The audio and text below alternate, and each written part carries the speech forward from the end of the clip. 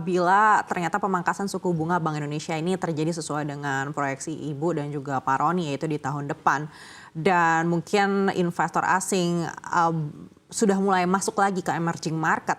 Seperti apa aset keuangan kita dibandingkan dengan negara-negara peers kita di emerging market? Apakah aliran dana itu akan lebih banyak mengalir ke Indonesia atau justru ke negara-negara tetangga? Mungkin spesifik ada negara tetangga tertentu yang Mbak Neke sedang lihat. Mungkin Malaysia, Thailand, Filipina? Oke. Mungkin saya tambahkan sedikit ya dari tadi apa yang dibahas oleh Bapak Roni, yaitu pasar keuangan itu gampang berbalik ya. Jadi fundamental adalah satu driver untuk market movement, tetapi juga selain itu ada faktor lain seperti momentum dan juga perbalikan dari kepemilikan atau dari arus dana ya.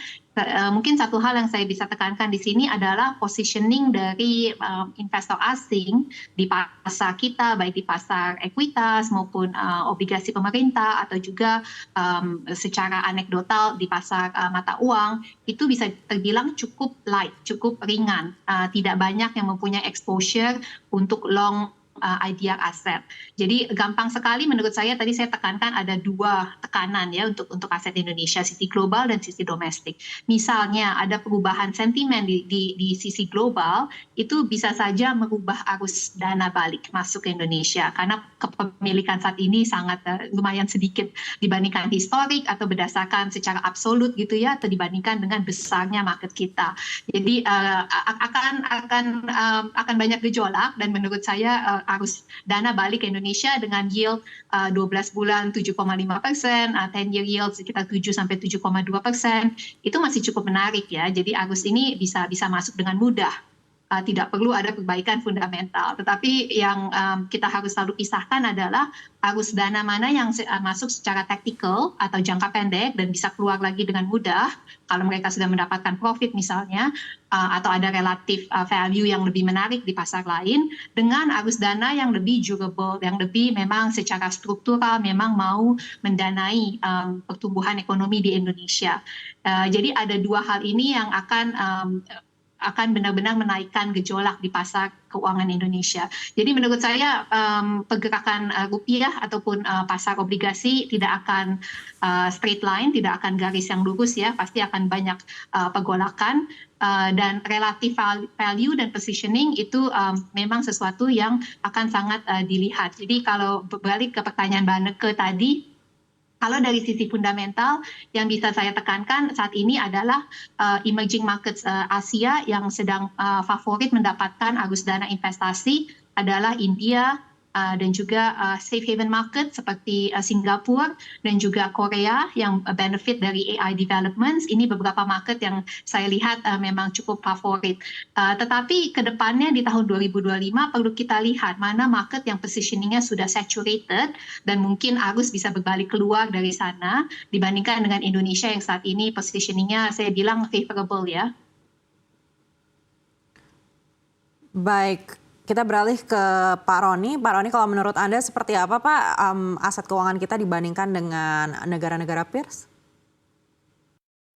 Ya, betul. Saya tadi juga mau highlight yang seperti Bu Jennifer bilang ya, bahwa kepemilikan asing di aset-aset kita itu masih secara historical itu all time low, bahwa banyak investor asing yang masih neutral weight atau underweight exposure ke Indonesia secara basket ya, secara indeks.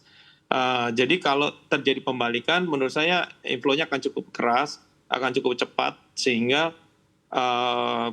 kita itu sekarang positioningnya adalah sebenarnya sebagai onshore investor, kita juga harus siap menghadapi pembalikan arah itu. Bahwa sebenarnya kita nggak terlalu bearish, malah sebenarnya kita menyiapkan diri aset atau menyiapkan portfolio kita, sehingga waktu pembalikan terjadi kita punya barang yang kita bisa fasilitasi untuk transaksi dengan investor asing yang masuk ke pasar domestik kita. Mungkin dari saya ngeliatnya sih bahwa kalau ada pembalikan impact-nya akan cukup besar, apalagi kita masih talking about 14-15% foreign ownership in government bond. On the past kita bisa reach 36-38%. Bahkan kalau kita cuma ngomong double aja baru 28-30%. which is itu masih manageable.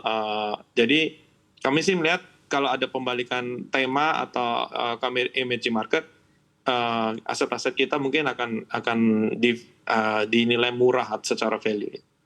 Ya. Baik, menurut Anda Pak Roni, seperti apa kisaran pergerakan rupiah hingga akhir tahun dan juga yield SBN 10 tahun?